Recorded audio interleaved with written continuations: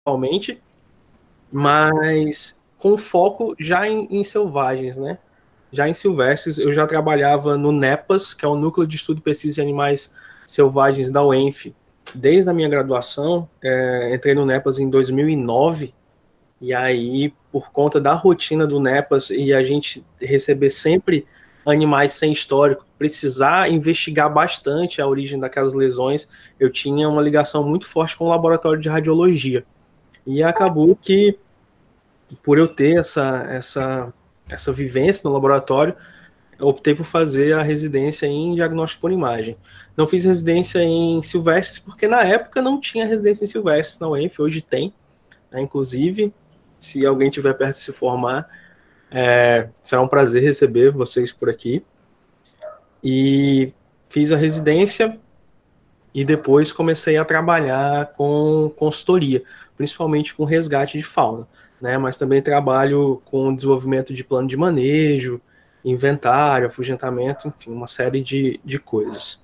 E, paralelo a isso tudo, né, faço parte do Herpeto em Foco, criei o Herpeto em Foco ainda na graduação também, com um amigo da biologia, o Carlos Alberto. A gente criou com um simples intuito de divulgar as nossas fotografias, que a gente fotografava, e a maioria dos bichos que a gente recebia no NEPAS eram serpentes, principalmente. A gente começou como aqueles doidinhos das cobras, né, que o pessoal sempre fala. Em toda universidade tem um. E aí a gente começou com isso, né, com o intuito de falar um pouquinho dos bichos que a gente recebia e das fotos que a gente fazia. E com o tempo a coisa foi tomando essa proporção que tem hoje. Por muito tempo a gente foi apenas uma página no Facebook, na época em que o Facebook era muito mais ativo, tinha muito mais visibilidade do que tem hoje. Chegamos a ser a maior perfil sobre herpetologia do Brasil, né, por muito tempo até. Só que no final da graduação, acho que alguns de vocês estão vivenciando isso, ou vão vivenciar. No final da graduação as coisas ficam um pouco complicadas, é muita coisa, muita correria com TCC e tudo mais.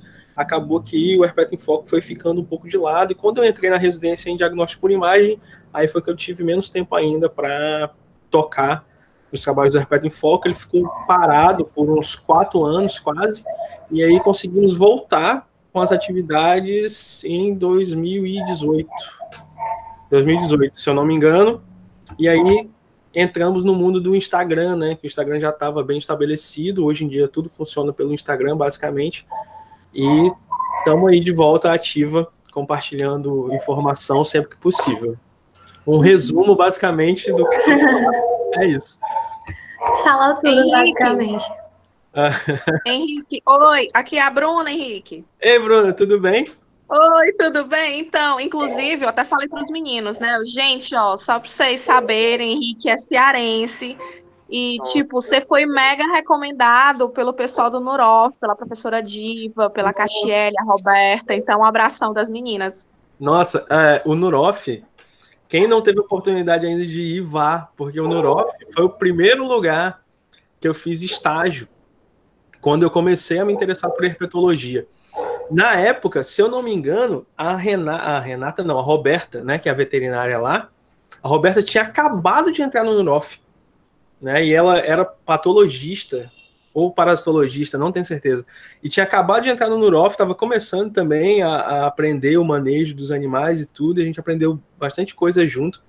Não lembro que ano que foi agora, mas foi meu primeiro estágio num serpentário, foi muito legal, conheci pessoas que eu converso até hoje, pessoas que eu considero amigo até hoje, e é um lugar que sempre que eu posso eu visito. Então, tá aqui, mora no meu coração também, no Nurof, com certeza.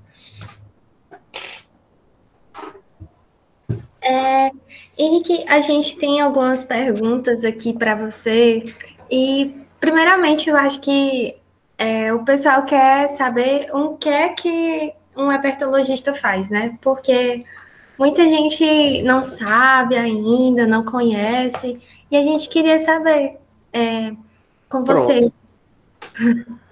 Então, essa é uma pergunta que o pessoal faz às vezes. Inclusive, quando eu vou dar palestra sobre clínica de répteis, né, uma das primeiras coisas que eu falo é o que é um herpetólogo, afinal de contas, né? Bom, vou começar do começo. Não sei se é porque na veterinária todo mundo aqui é da veterinária ou tem gente da biologia aqui também? Não dá para dizer, né? Basicamente. Acho que aqui tá mais a galera da veterinária mesmo. Pronto. Na veterinária, a gente tem uma carência muito grande da zoologia. E a gente tem um biólogo aqui. Pronto. O Vitor Lucas, eu acho que eu conheço o Vitor, inclusive. Talvez. Perdi o fio da meada. Mas, enfim. Na veterinária, a gente tem uma carência muito grande da zoologia, né? Poucas são as faculdades que hoje em dia já têm, por exemplo, uma disciplina voltada para silvestres, né? Pouquíssimas. Então, e nessas universidades que têm uma optativa ou tem um grupo de estudos, vez por outra a gente aborda alguma coisa de zoologia, porque é necessário saber zoologia para poder saber clínica de silvestres, tá? Uma coisa está ligada à outra, né? E aí, por conta dessa carência, a gente acaba perdendo alguns termos, né? Se perdendo nesse mundo, que, querendo ou não, é mais comum você encontrar biólogos, né, com esse título de eu sou, se considerando herpetólogos. Mas aí, a herpetologia, ela vem do termo herpeton, né, ou herpeton, que é aquilo que rasteja. É um termo que era designado principalmente para lagartos, né, e aí lagartos e anfíbios, bichos que têm o tórax próximo do chão, né, são os rastejadores. E aí, como os pesquisadores que trabalhavam com esses animais, trabalhavam com anfíbios e répteis, acabavam depositando esses bichos nos mesmos museus, e as técnicas de coleta eram muito parecidas, o jeito de se conservar esse material é muito parecido, o termo herpetologia, que é o estudo daquilo que rasteja, basicamente, foi ampliado para o estudo de anfíbios e répteis, né? Herpetologia é o estudo de anfíbios e répteis.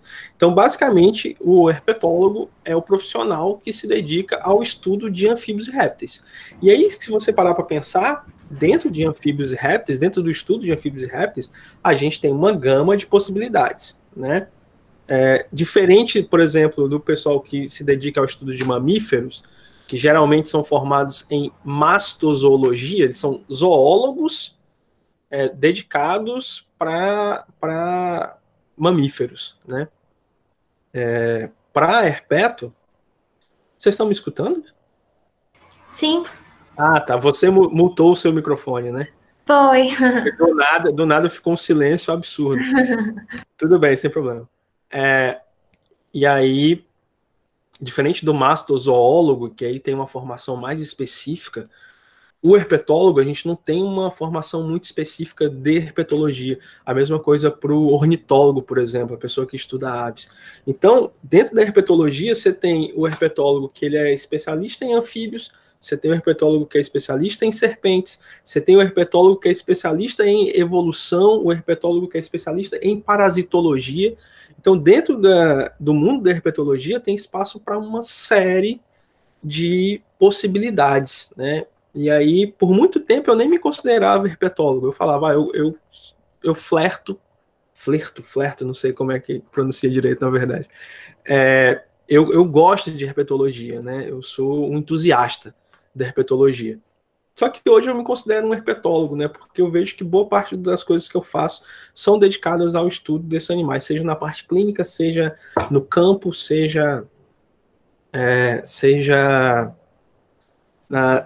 ajudando, atuando com biólogos, né? Então, dentro da herpetologia você pode fazer uma série de coisas, isso é que é o legal. Tem uma pergunta aqui, deixa eu ver. Isso, já ia falar. Eu vi aqui. O certo é herpetólogo ou herpetologista? Então, eu já ouvi os dois termos. Herpetologista vem mais da tradução do inglês, né? Herpetologist. Então, tá certo também, eu acho que não tem um problema em usar, só que no Brasil que se usa mais é herpetólogo. É isso. Uhum. Como foi que você escolheu essa área? Assim, o que foi que te deu interesse na graduação para você escolher essa área específica que você vê tanto veterinário, né, com essa especialidade? Pronto. Quando eu comecei a graduação, primeiro que eu não fazia ideia do que era um veterinário. Pode parecer brincadeira isso, mas eu tenho... Vou entregar a minha idade aqui, eu tenho 31 anos. Né? Eu entrei na faculdade de veterinária em 2006. Eu terminei o ensino médio em final de 2004, começo de 2005. E aí, naquela época, né, 2005, há 15 anos atrás, na cidade que eu morava em Quixadá, interior do estado. Não sei se vocês conhecem. Eu morava em Quixadá. E aí, lá em Quixadá, há 15 anos atrás, não tinha veterinário. Quando aparecia veterinário, era um ou outro que aparecia, e olha lá. Então, não era uma realidade para a gente do interior veterinário. O bicho ficava doente, a gente não levava no veterinário, ninguém conhecia veterinário. Então, eu não tinha esse profissional de referência. Hoje em dia tem até faculdade de veterinária em Quixadá, olha só, né, como as coisas mudam. E aí, pra vocês terem uma ideia, eu contei até essa história numa live com o pessoal do Herpeto Capixaba. O cachorro ficava doente em casa, que hoje, né, eu sei que o que os cachorros tinham era parvovirose, né, pelo que eu lembro dos sinais clínicos. O cachorro ficava com parvovirose, a gente fazia o quê? Pegava o cachorro e levava na rezadeira. Não sei se alguém aqui já teve contato com esse tipo de gente, né? A gente levava na rezadeira, porque era quebrante, né? Alguém olhou no seu cachorro, achou o seu cachorro muito bonito, invejou o seu cachorro ficou doente porque a pessoa botou um quebrante no seu cachorro. A gente achava isso. Então, tipo, eu cresci sem ter a referência do veterinário. Quando eu me formei, minha faculdade de escolha foi biologia. Né? Eu me formei no ensino médio.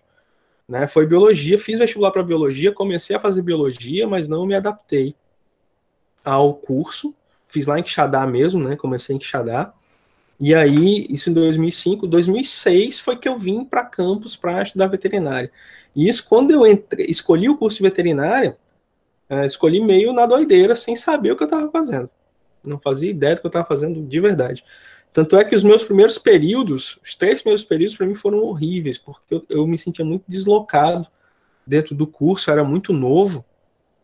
Né, na época, não tinha ideia, não tinha noção de como que as coisas iriam se desdobrar, até que eu entrei no laboratório de anatomia, né, fui monitor de anatomia durante 3 anos ainda, e foi no laboratório de anatomia que as coisas começaram a caminhar. Foi lá que eu descobri esse meu gosto por silvestre, foi lá que eu descobri o gosto por herpeto. Um belo dia, a professora responsável, a professora Ana Bárbara, me deu um cágado, né, para eu dissecar e apresentar isso para os alunos, para os calouros. E aí eu comecei a dissecar aquele bicho, não fazia ideia do que eu estava fazendo. Nunca tinha visto anatomia de répteis, não sabia como é que funcionava, não sabia quais que eram as estruturas. E aí...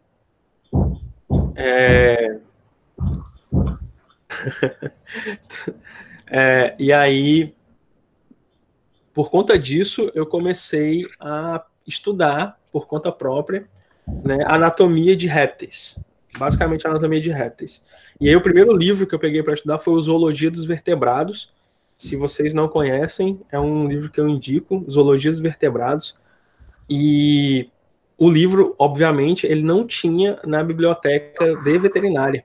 Né? E aí, eu acabei procurando na biblioteca do setor de biologia, e aí me vi sempre indo à biblioteca da biologia e fazendo amigos dentro da biologia. Estudando esse bicho, eu comecei a gostar muito, né, da área, e aí o pessoal criou essa ideia de que eu gostava de répteis, né? Só que, na verdade, eu só era curioso. E aí, todo quanto era bicho que aparecia diferente na faculdade, e o campus da UENF tem muita área verde, né? Toda cobra que aparecia, por exemplo, o pessoal falava para levar para mim. Leva pro... E eles me chamavam de Ceará, né? Obviamente. Isso é um recorrente, né? Para pessoas que vêm do Ceará para cá serem chamadas de Ceará, ou enfim. Essas generalidades. E eles falavam, leva pro Ceará, o Ceará gosta desses bichos. Só que eu não gostava de fato, eu morria de medo de cobra, inclusive. Morria de medo mesmo. Tanto é que a primeira cobra que eu peguei era uma cobrinha d'água, e eu peguei de luva e tal. Morria de medo. E foi aí que começou, né? Foi aí que eu comecei a gostar, e aí, mais do que medo, eu tinha respeito por esses bichos. Comecei a estudar bastante, ler bastante tudo que aparecia, frequentar mais a biblioteca da biologia, conversar com biólogos que trabalhavam na área, comecei a ir para campo com esse pessoal, e aí comecei a participar do NEPAS, que era o Núcleo de Animais Selvagens, e lá na UENF, além de funcionar como um GES, né, a gente também tinha a rotina clínica. E como no campus tinha muita serpente, o que mais aparecia no começo do NEPAS eram serpentes. E aí ajudava o pessoal a tratar dos animais, alguns bichos acabavam sendo machucados por conta do cortador de grama, bichos atropelados, né? E foi aí que eu comecei a gostar dessa área, e foi que eu comecei a me desenvolver, né, na verdade, dentro da herpetologia e dentro da clínica de silvestres também. Henrique, tá me ouvindo? Tô sim. Pronto, é porque deu um probleminha com a Vitória. Ela mandou mensagem aqui no WhatsApp. Pronto. Tem uma outra pergunta aqui, que é: qual foi, assim, um fato, um acontecimento mais marcante na tua rotina como herpetólogo? Como herpetólogo, o fato mais marcante... Eu vou contar um fato mais marcante, que nem foi como herpetólogo, na verdade, mas foi um fato que marcou minha graduação e foi um divisor de águas, assim, para eu saber o que eu queria fazer e o que eu não queria fazer, né? Quando eu comecei a participar da rotina do NEPAS, eu vi uma cena que me deixou horrorizado mesmo, e eu falei, cara, eu nunca vou fazer isso na minha vida, nunca vou ser conivente com esse tipo de coisa. A veterinária de silvestre no Brasil, não é que ela seja recente, mas dos últimos anos para cá, é que se tem muitos profissionais em vários locais trabalhando e com como é que eu posso falar? E a gente tem mais acesso à informação, mais acesso a esses profissionais. Então, parece que a informação chega mais fácil, né? Há 15 anos atrás, há 10 anos atrás, isso era totalmente diferente. Era muito difícil você ter acesso a um profissional se você não tivesse grana para ir para outro lugar fazer um estágio, o que não era o meu caso, né? As únicas referências de profissional que eu tinha eram os profissionais que trabalhavam lá no hospital veterinário, né? E aí, talvez a coisa mais marcante que tenha acontecido comigo tenha sido uma vez que a gente recebeu uma jiboia queimada, né? Tava toda queimada, e aqui tem muita queimada de cana, e aí aparece muito, tinha, né? Hoje em dia nem tanto. E aí essa jiboia, eu tava cuidando, limpando as feridas dela há alguns dias já, né? E aí era muito trabalhoso, porque tinha que fazer contenção, e ela tava com ferida na cabeça e tudo mais, e fazia eu e um amigo, a gente ficava horas fazendo isso, porque tinha que ser bem devagar, um bicho muito grande, estressado, aquela coisa toda. Até que chegou um cidadão e falou, não, para esse tipo de situação tem que debridar e tem que lavar com iodo, que não sei o quê. Aí você imagina a cena, o trauma que foi, né? Por isso que eu falo, foi marcante, e não é uma coisa legal, não é uma coisa que me marcou positivamente, né? Me marcou negativamente. O cara encheu um pote com iodo povidin, né? E aí falou pra gente, a gente era estagiário, não tinha muita escolha do que fazer, colocar a jiboia dentro desse pote e esfregar as feridas. Você imagina a dor que esse animal não sentiu, né? Com as feridas abertas, direto num pote cheio de iodo, e tendo a ferida sendo esfregada, né? O bicho se debatia de um jeito, e aquilo me deixou tão mal, que quando eu terminei aquilo ali, né? Eu era estagiário, não sabia o que eu estava fazendo, eu sabia que aquilo era horrível, né? Porque dava para perceber que tinha alguma coisa errada ali, mas eu não sabia dizer o que era. E aí eu fui embora e falei, ó, não volto mais, não trabalho mais com silvestre, se for, porque era a referência que eu tinha, né? Para mim era isso que era o certo, na época. Falei, não trabalho mais, não quero participar disso. Não quero. E aí eu saí e falei, não quero mais. E fiquei só trabalhando com anatomia e fiquei muito decepcionado, assim, com a área, sabe? E aí até que chegou um amigo e conversou comigo e falou, Henrique, vamos voltar, cara, vamos voltar, porque essas pessoas ruins, um dia elas vão embora. E as pessoas boas são as pessoas que ficam, né? E aí, eu tô contando isso porque às vezes a gente tem umas experiências, estágio e tudo mais, e a gente acaba encontrando pessoas muito nada a ver, né, ao longo da nossa carreira. E se a gente se deixar levar por esse tipo de situação, deixar levar por esse tipo de pessoa, a gente simplesmente desiste. Sabe? Porque é muito ruim você estar começando e já ter de cara uma experiência traumatizante. É muito ruim mesmo. Uma vez eu tive uma estagiária que no primeiro dia dela, a gente fez uma cirurgia numa coruja e a coruja faleceu, né? E aí ela ficou muito mal por isso, né? E acabou não voltando, mas são coisas que acontecem na rotina, né? E aí isso me traumatizou muito, eu falei, não quero mais. Só que algum tempo depois, alguns meses depois, eu acabei voltando e essas pessoas que me fizeram fazer isso foram embora e com o passar do tempo eu acabei me tornando coordenador do grupo, né? E falei, esse tipo de coisa aqui não acontece mais. Isso foi o mais marcante que aconteceu comigo, né? E de coisa legal, eu acho que foi a primeira vez que eu vi uma surucucu pico de jaca, né? Que inclusive foi no Nurof, primeira vez que eu vi, e é um bicho, né, magnífico, sensacional, só para voltar com o clima bom da conversa. E é isso, então essas coisas acontecem. Oi, Henrique, voltei, a Vitória. É porque aqui em Fortaleza tá muito ruim o pico de energia. Por conta que tá chovendo muito, aí uma hora do nada cai energia, uma hora volta. E hoje aqui no bairro tá desse jeito. Mas qualquer coisa que acontecer, as meninas continuam te auxiliando na reunião, tá bem? Tranquilo, sem problema. A próxima pergunta é: qual é o cenário da herpetologia aqui no Brasil? Em que sentido, né?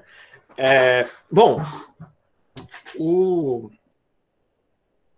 os congressos de herpeto, eles são, querendo ou não, recentes, né? Se eu não me engano, deve ter uns 14 anos, 15 anos do primeiro congresso, não lembro. Mas, vamos lá. A herpetologia no Brasil hoje, eu vejo que tem crescido. Não só a herpetologia, como várias outras áreas que envolvem animais silvestres. Crescidos principalmente pelo fenômeno da divulgação científica, que também tem crescido no Brasil. Além disso, o Brasil está passando por um processo estava, né? Não sei se eu posso falar isso, na verdade. Por um processo em que as leis ambientais estavam restringindo mais algumas coisas, só que de um tempo para cá, algumas leis foram afrouxadas de novo por conta dessa gestão que a gente está tendo, maravilhosa, para não dizer outra coisa. E aí, por conta da legislação ambiental, né, a gente tem cada vez mais grandes empreendimentos tendo que ter participação de profissionais obrigatória, né, tanto veterinário quanto biólogo, nas mais diversas frentes. E aí, isso, somado com a divulgação científica que vem crescendo cada vez mais no Brasil, a herpetologia tem aumentado bastante. Cada vez mais a gente tem profissionais em novas universidades, às vezes não necessariamente profissionais herpetólogos, mas profissionais que têm alguma relação com a herpetologia, né, fazendo com que isso seja divulgado. A gente tem também a questão dos mitos e lendas de répteis estarem cada vez mais sendo desmistificados para o grande público, né, por conta, mais uma vez, da divulgação científica. E, querendo ou não, a herpetologia é uma área que aborda animais, que trata de animais que fazem parte do folclore, né, brasileiro, fazem parte da nossa cultura brasileira e da cultura do mundo como um todo. Se você parar para pensar, a gente tem representação de serpentes, eu vou falar mais serpentes, são os bichos que causam mais medo, mais aversão a maioria das pessoas. A gente tem representações de serpentes, representações de anfíbios nas mais diversas culturas.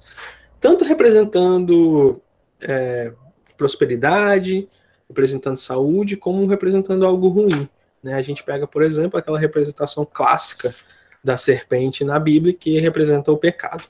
Né? E aí, as serpentes, né, os herpetos, os répteis, estão sempre envolvidos em alguma coisa da cultura popular. E aí são animais que despertam curiosidade, querendo ou não, das pessoas. Né? E é uma coisa, às vezes, irracional, o medo que as pessoas têm desses bichos e, tipo, meu Deus, apareceu um sapo, o que é que eu faço? Apareceu uma cobra, o que é que eu faço? E com o advento da informação, né, da digitalização, do acesso a um telefone com câmera, essas coisas que acontecem corriqueiramente no interior, corriqueiramente no dia a dia das pessoas, são divulgadas na internet. E aí, quanto mais essas coisas são divulgadas, querendo ou não, mais as pessoas têm acesso à informação, seja ela uma informação boa ou informação ruim. O que eu quero dizer com isso tudo é que esse tipo de situação faz com que mais pessoas se interessem em estudar esses animais. Né? E aí tem mais gente que está entrando na graduação e fala, nossa, vou procurar saber sobre anfíbios e répteis, vou procurar alguém que trabalhe. E aí, como a gente tem essa proximidade grande, por exemplo, eu estou aqui no Rio de Janeiro, vocês estão no Ceará, a gente está aqui conversando como se estivesse no mesmo ambiente, basicamente. Como é muito mais fácil você conversar com profissionais de outros locais, é muito mais fácil você seguir em áreas que talvez não sejam tão comuns naquele local que você está. Né? Isso faz com que abram bastante portas e o estudo desses bichos consiga crescer cada vez mais. O último congresso de herpetologia, por exemplo, a gente teve mais de 1.000 participantes do Brasil inteiro. Né? A gente tem vários eventos online acontecendo, tem congresso online de herpetologia acontecendo, tem curso voltado para herpetologia acontecendo, inclusive tem o curso do Marcel que vai rolar domingo, né? Também, que é de manejo de répteis. Então são temas que estão sempre em evidência, seja na veterinária ou seja na biologia, e são temas cada vez mais presentes no dia a dia das redes sociais. Então o cenário que eu vejo é de crescimento, né? De crescimento e de abertura de portas para que a gente consiga também trabalhar cada vez mais nessa especialidade, né? Tanto veterinários quanto biólogos. É isso. Pronto. Você já falou um pouquinho, mas tem uma pergunta aqui que é assim, qual a importância da herpetologia para a pesquisa científica?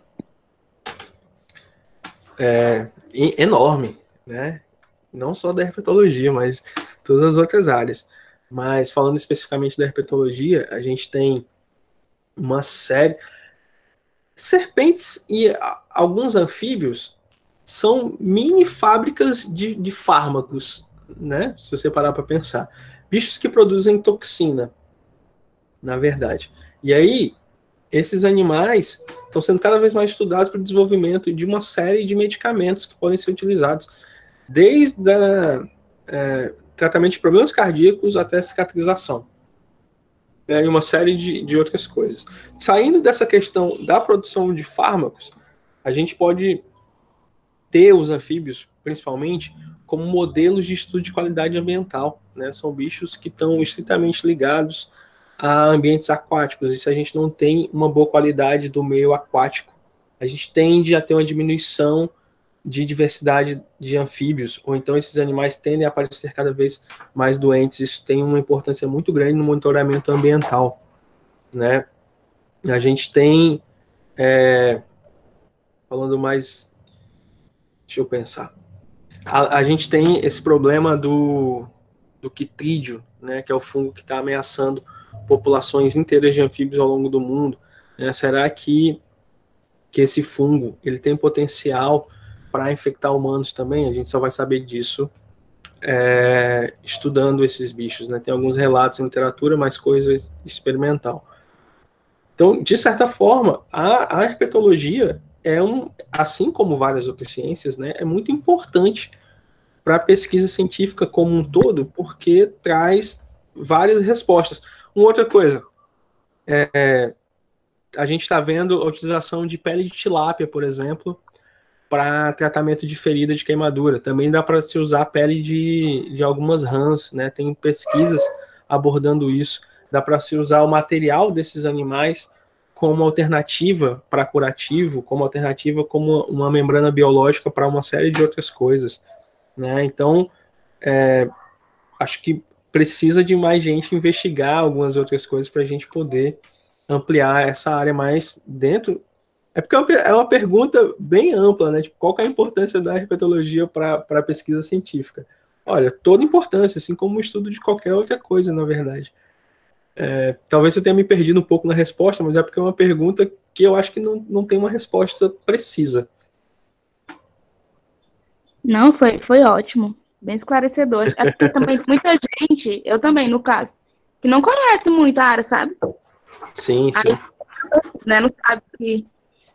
Tem uma outra pergunta aqui também, que é perguntando a relação assim, entre a herpetologia e a educação ambiental. Como isso pode, assim, né, favorecer. Até que eu já falei, a cobra muitas vezes é vista como Sim. Deixa eu mostrar aqui um negócio. Eu tenho como compartilhar minha tela, não tenho? Tem sim. Pronto. Deixa eu compartilhar aqui um negócio para falar sobre importância na pesquisa científica. Duas coisas, na verdade. Deixa eu só abrir aqui a pasta antes. Oh, meu Deus. Espera aí, rapidinho.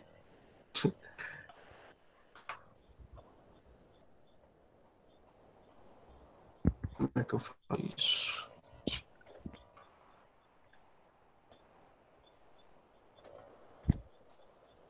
Acho que agora vai.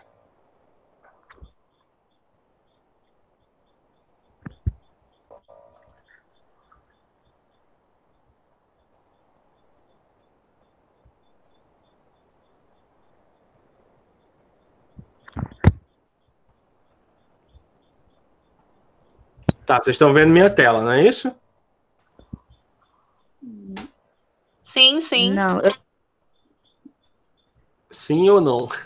Tô confuso. Agora não. eu não tô conseguindo ver. Ah, tá. Então, calma aí. Eu tava te vendo. Sim, eu tô Agora. te vendo. Tá. Tá carregando. Pronto, agora sim. Vocês estão vendo minha tela, né? Isso. Tá. Deixa eu mostrar um caso aqui para vocês. Assim que carregar, né? Porque meu computador tá uma maravilha. Vocês estão vendo essa foto? Sim. Tá, ok. Então, essa é a Phyllodes patagoniensis. Vocês conseguem ver meu mouse também? Conseguem, né? Sim, dá pra ver. Então, essa é o pessoal chama aqui de papa-pinto, né? Ou corre-campo, parelheira e por aí vai. Esse é um bicho que era de vida livre, ele chegou pra gente já com essas lesões. Né? Se vocês repararem, tem uma lesão muito extensa, isso aqui é o terço final do corpo do bicho. Né? E a gente não sabia, não fazia ideia do que tinha causado essa lesão. Depois, isso aqui é a imagem radiográfica. Né? A gente tem um aumento de opacidade muito grande na região da lesão, inclusive dentro da cavidade, né? Não só na pele. Eu não sei se tem uma imagem aqui. Não. A gente fez um raio-x contrastado e aí o contraste não passava, né, dessa região. Ou seja, ela tinha um interrompimento aqui do tubo digestório, né? Ela não conseguia se alimentar, não conseguia defecar, tinha um fecaloma e essa área de radiopacidade. O animal acabou vindo a óbito. E aí, no corte histológico, aqui, a gente tem essa estrutura toda aqui do lado esquerdo, que é osso, né? E aí na lâmina a gente acabou descobrindo que isso é uma metaplasia óssea. O que é uma metaplasia? É quando um tecido se transforma em outro de mesma origem embrionária. Isso acontece num processo crônico, basicamente, né? Só que aí, como que um bicho desse, de vida livre, conseguiu ficar tanto tempo com essa lesão até que esse se tornasse um processo crônico, sem que o animal fosse predado, sem que o animal morresse de inanição e conseguisse desenvolver uma metaplasia de desenvolvimento lento, né? Uma metaplasia que é crônica. A gente não sabe explicar isso. A gente teria que fazer experimentos em laboratório para poder entender como é que se desenvolve. Esse caso que eu estou mostrando para vocês, por exemplo, foi o primeiro caso registrado de metaplasia óssea em uma serpente, metaplasia óssea cutânea, né?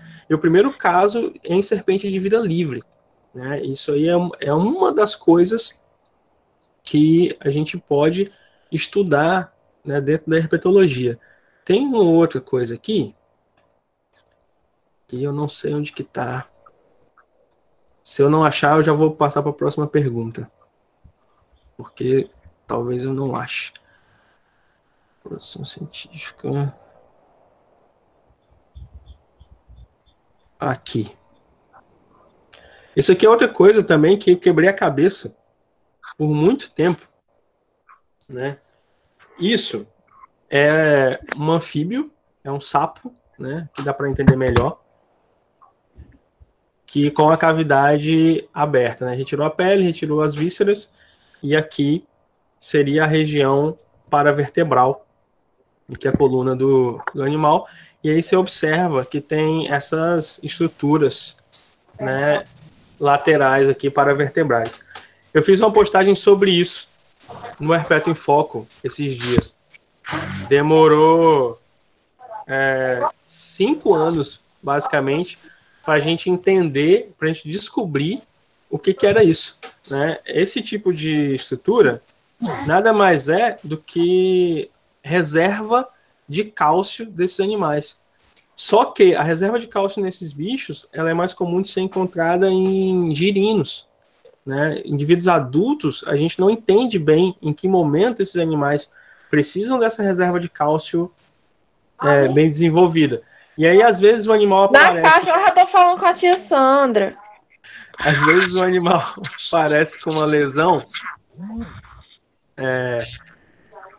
ou aparece na clínica apático com alguma coisa, você faz uma imagem radiográfica e vê esse tipo de estrutura, você fala, nossa, o animal está com gota úrica visceral, o animal está com acúmulo de minério, aqui está com uma alteração metabólica gigante, sendo que isso, ao que tudo indica, é uma alteração normal, não é uma alteração, né? É normal da fisiologia de algumas espécies.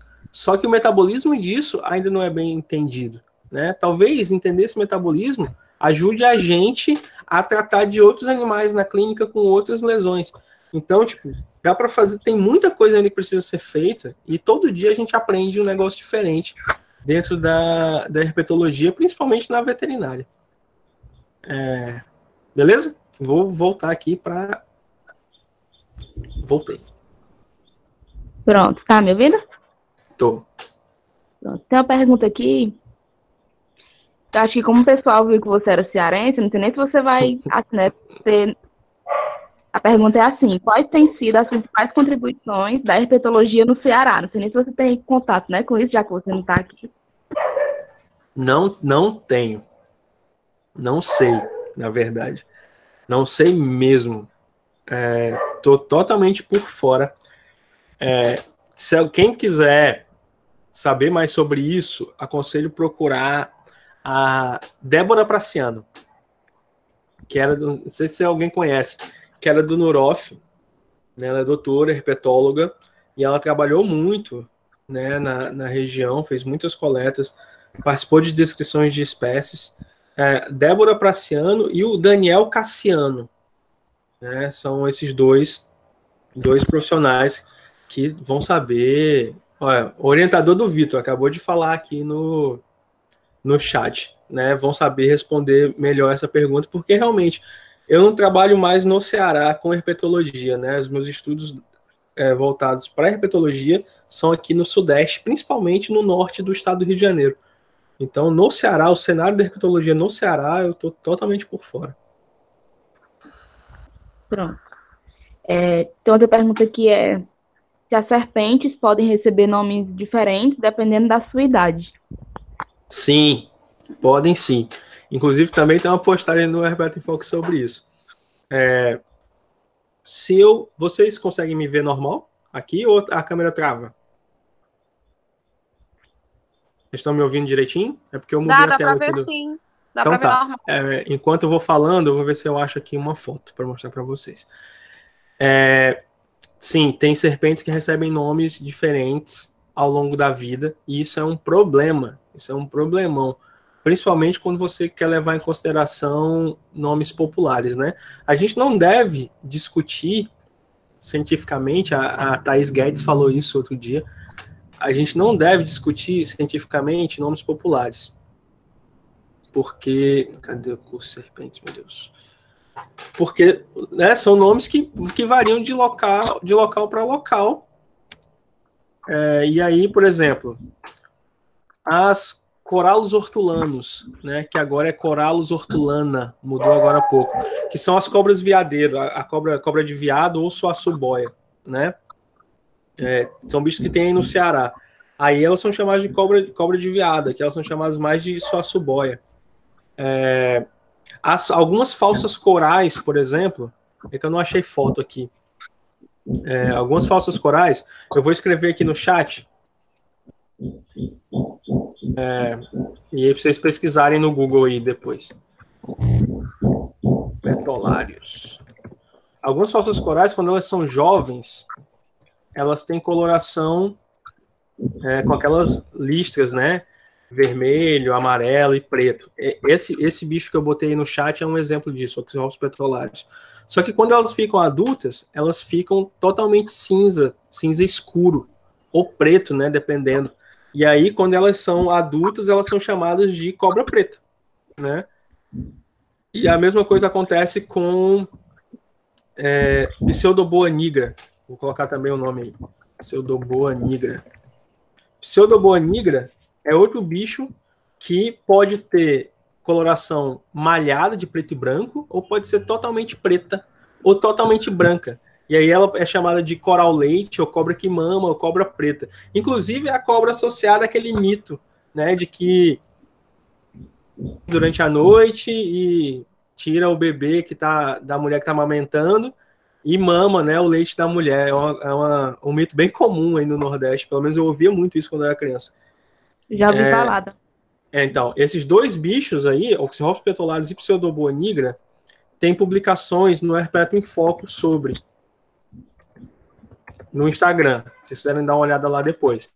Mas essa questão de nome popular, gente, não se apeguem a nomes populares. Nem se falar serpente ou falar cobra, qual que é o certo, qual que é errado. Você tem que se fazer entender, né?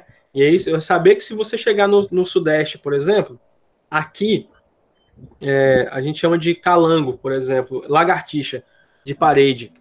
O que aí no Ceará é briba, né? Então tem vários bichos que recebem esses nomes, dependendo do local que você tá, e vários bichos podem receber nomes diferentes também, né? Durante a fase da vida. Isso varia de acordo com a coloração do bicho. Às vezes o macho recebe o nome, uma fêmea. Então a gente não deve se apegar a esse tipo de coisa, porque isso varia muito e isso pode criar confusões seríssimas, né? Às vezes você chama um bicho de uma coisa que um lugar quer dizer que o animal não é peçonhento, e aí você chega com essa informação, e aí você pode acabar causando acidentes, né? É isso. Pronto. Tem outra pergunta aqui. Comente um pouco sobre a importância dos anfíbios como base da cadeia trófica e quais seriam os principais impactos que afetam esses animais. Bastante específica, né? Saiu um trabalho, não lembro se foi esse ano ou se foi no final do ano passado, falando exatamente sobre isso, sobre a posição dos anfíbios na cadeia trófica e sobre o desaparecimento de outras espécies em locais em que houve declínio de população de anfíbios, né? Aquilo que eu comentei antes, os anfíbios eles são muito sensíveis às mudanças, alterações ambientais, né? Então, se você tem qualquer perturbação em uma área, a tendência é que as primeiras populações afetadas, obviamente, né, não estou falando de invertebrados, não estou falando de insetos, não estou falando de bicho, de peixe, né, por exemplo, também a gente tem várias espécies de peixe muito sensíveis a alterações ambientais. Mas dentro de tetrápodes, né, dentro de vertebrados terrestres, os anfíbios são as primeiras populações afetadas, seja pelo uso de agrotóxico, seja por desmatamento, seja por alterações em nascentes, até por poluição sonora, né? Se você tem uma área onde não tinha nada e de repente coloca-se uma fábrica do lado e aí você tem barulho de maquinário, de tudo, isso vai alterar completamente a dinâmica populacional dos anfíbios, principalmente dos bichos que dependem de vocalização, né, de comunicação sonora para poder reproduzir.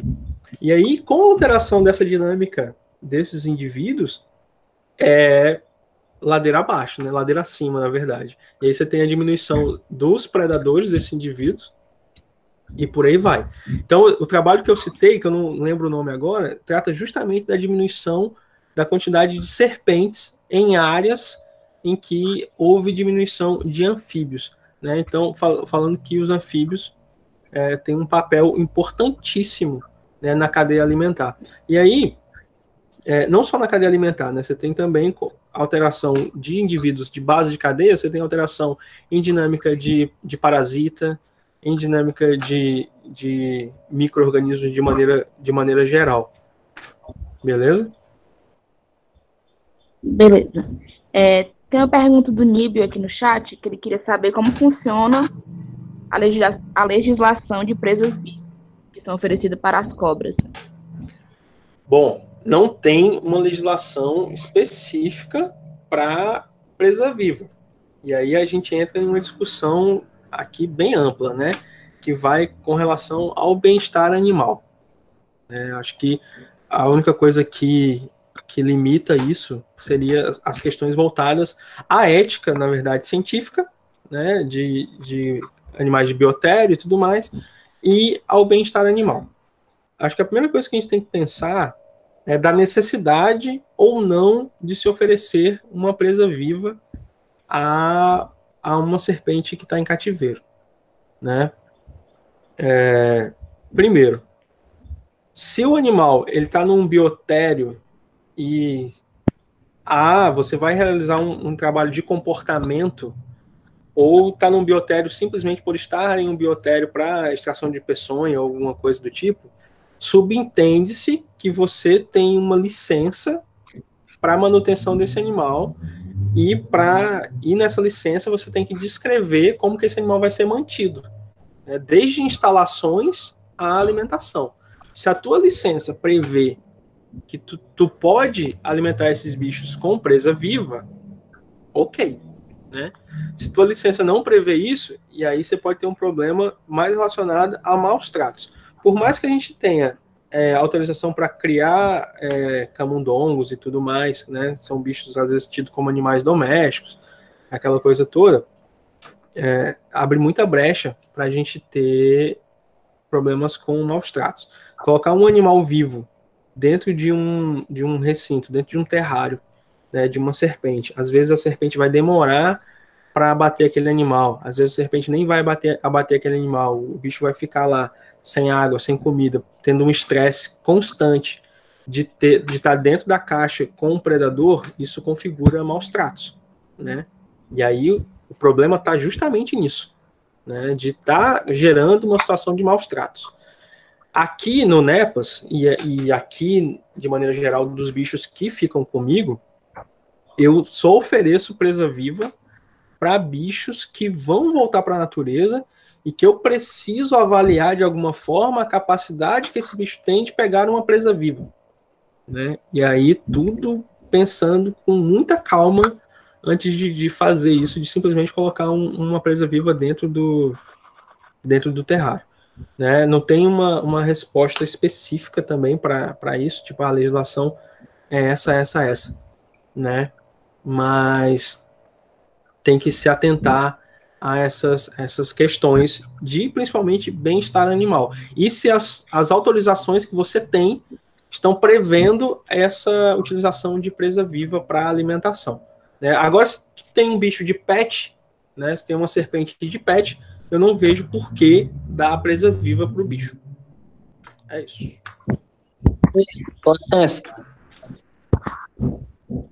É possível, tipo assim, que a presa ataque o próprio animal, tipo assim, a cobra, tipo assim, o rato ataque a cobra? É totalmente possível em casos em literatura sobre isso, né? Tem casos de museus de herpetologia, né? Que eles estavam mantendo animais para fazer estudo de comportamento e que, por exemplo, tem um caso de um camundongo que comeu uma cascavel, né? Esses animais, às vezes, dependendo da situação ambiental ou do estresse ambiental que eles estão, eles podem entrar num torpor que nem estímulo doloroso vai fazer com que ele ataque a presa. Muitas vezes, as serpentes, elas tendem a fugir, né, quando você oferece presa viva. Principalmente se ela não estiver numa situação em que ela esteja forrageando, né, esteja à procura de alimento, né? Dificilmente ela vai atacar animais peçonhentos, por exemplo. Para o animal não é interesse nenhum usar a toxina para abater um bicho que ela não vai se alimentar, né? Então, nesses casos, o animal vai usar o bote como último recurso, vai matar a presa como último recurso. A tendência sempre é fugir. Agora, você imagina botar dois bichos numa caixa onde nenhum dos dois pode fugir, né? E aí os camundongos e os ratos, que são bichos, quando são acuados, são agressivíssimos e mordem muito, né? Esses bichos atacam e machucam bastante. Então tem caso, já vi caso de serpente ser comida por camundongo, já vi caso de camundongo arrancar olho de serpente em cativeiro, né? De pessoas chegar na clínica com corn snake, né? Que é o bicho que é mais criado aí por todo mundo. Chegar com corn snake com o olho rasgado porque o cara foi alimentar com um camundongo vivo e a bicha não queria comer naquele momento. E aí o camundongo se estressou e acabou mordendo a serpente. Então existem sim esses casos, e não é porque a serpente é a presa e o camundongo é o predador que sempre a serpente vai matar o bicho. Às vezes ela vai tentar fugir desesperadamente, não vai conseguir, e aí o camundongo pode acabar machucando o animal.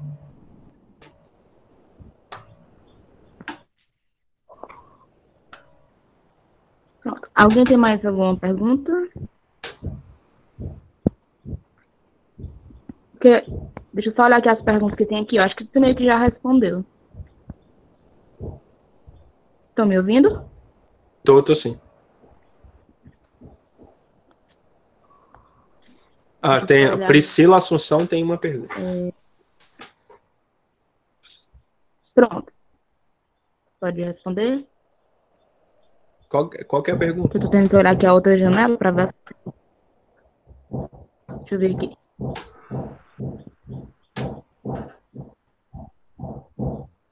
Sobre a alimentação de cobras. Alguma coisa específica dentro de alimentação, Priscila?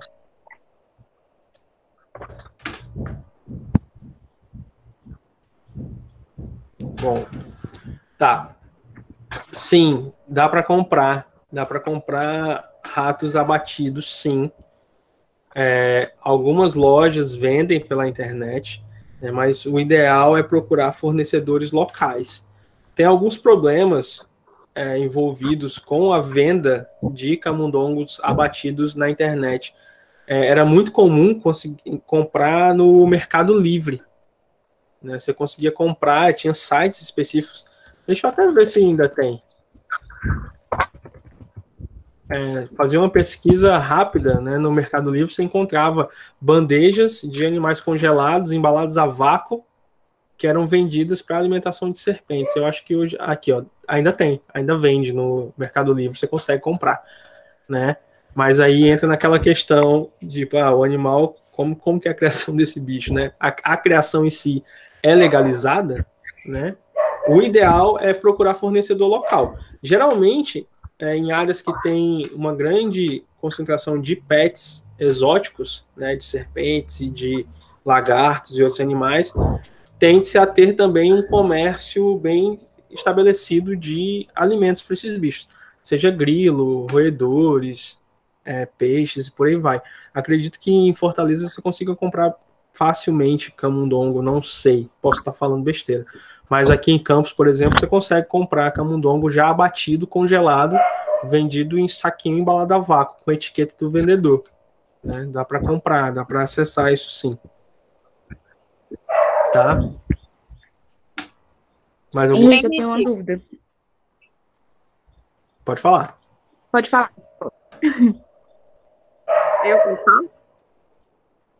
Eu falo? Pode falar, Bruna. Oi, Henrique, a Bruna. Deixa eu te perguntar. Você sente alguma dificuldade, assim, para consultoria? Eu sei que você também, né, você é médico veterinário, além de herpetólogo. E nessa análise clínica para anfíbios, você sente alguma dificuldade em conseguir uma análise mais exata na parte hematológica? Porque eu sei que a literatura é muito insuficiente, né? Assim, tem muita coisa, mas ainda assim é insuficiente. Com toda certeza. Né? Dentro da herpeto, anfíbios é a área que nos experiência, né? Tive pouquíssimos casos em que chegaram bichos para mim na clínica, né? Já fiz uma cirurgia, inclusive, uma rã, um leptodáctilos, essas rãs grandes assim, né? Que a gente teve que colocar pino intramedular no animal, que foi acharam o bicho na rua, não sei se foi atropelado, não sei o que aconteceu, estava fraturado, estava com o fêmur fraturado e a gente colocou pino intramedular, deu super certo. Mas aí entra a questão. Tem muito bicho que você não consegue nem coletar uma amostra, você consegue coletar uma gotinha de sangue para fazer um esfregaço, e ali é a única coisa que você tem para avaliar. Alguns laboratórios simplesmente não analisam amostras de anfíbios, né? Aqui na UENF, por exemplo, se eu mando uma amostra de sangue de anfíbio para o laboratório, o cara vai falar, não sei fazer, né? E é difícil a gente encontrar parâmetro na literatura também, porque se você pensar, anfíbio é um grupo muito diverso, né? Diferente para mamífero. Se eu não tenho padrão de determinada espécie, eu posso procurar um padrão da espécie mais próxima, né? E é mais fácil encontrar. Para anfíbios a gente não encontra isso. A campo, então, a dificuldade é muito maior, né? A campo a gente raramente faz uma análise hematológica de um anfíbio, né? A gente raramente faz análise hematológica de qualquer bicho que a gente captura, na verdade, em situações de resgate de fauna, por exemplo. A não ser que o animal esteja com algum problema e ele vá ser encaminhado para o centro de tratamento, né, para o centro de triagem. E aí, se esse animal vai ficar internado, a gente procura fazer o maior número de exames possíveis, né? Mas, para anfíbios, a parte hematológica é muito carente e eu tenho uma dificuldade particular nisso também, né? Espero que isso um dia mude, mas até então é bem complicado você conseguir material de referência bom sobre a maioria das espécies ou locais que façam essas análises, né? Pronto. Henrique, agora... não, calma aí, rapidinho. Oi? Só mais uma coisa. E eu acho, não tenho certeza, vou até olhar aqui no Instagram agora. Eu não sei se é no meu Instagram ou se é no Instagram do Herpeto em Foco. Tem uma postagem sobre via de acesso para coleta de sangue em anfíbios. Eu não sei. Depois, se alguém tiver dúvida, tiver essa curiosidade, ou olha lá no meu Instagram, ou olha lá no Instagram do Herpeto em Foco. Eu não lembro agora qual que é. É do Herpeto. É isso. Tá lá. Mas é bicho grande, né? Então... Qual que é a próxima pergunta? Pronto. A Vlad Patrícia perguntou, você sabe dizer quais são os programas de conservação de herpetos pelo Brasil e quais as espécies bandeiras? Tem vários. Tem alguns planos de ação nacional para conservação que incluem membros da herpetofauna, né? Agora o pessoal do Nordeste está fazendo Plano de Ação Nacional para a Conservação de Herpetofauna do Nordeste. E aí tem, por exemplo, o calango de Abaeté, que é um lagarto de Restinga da Bahia. Tem conservação do jacaré do papo amarelo, que era uma espécie que era ameaçada de extinção no Brasil, hoje já não figura mais nas listas, mas ainda tem projeto de conservação, tem até o projeto Caimã, né, que é o jacaré do papo amarelo. Tem a conservação da jiboia do Ribeira, que é um bicho muito legal. Vou colocar o nome científico dela aqui no chat também, você tem que lembrar como é que escreve.